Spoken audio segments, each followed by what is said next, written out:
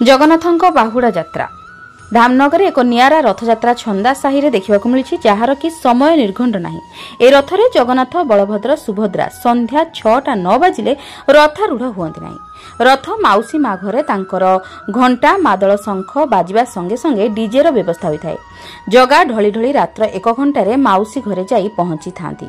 सेही भली बाहुड़ारे शह शह दर्शक नाच गीत सह जगन्नाथ बाड़ी रे पहुंचती राति अधरे मझिरे स्वाई घर सामने रथ पहुंचले कौनसी ना किछि भागवतंक घर आगे बाहाना करी पिलामानंकु जगा हैरान करी अटकी जाती।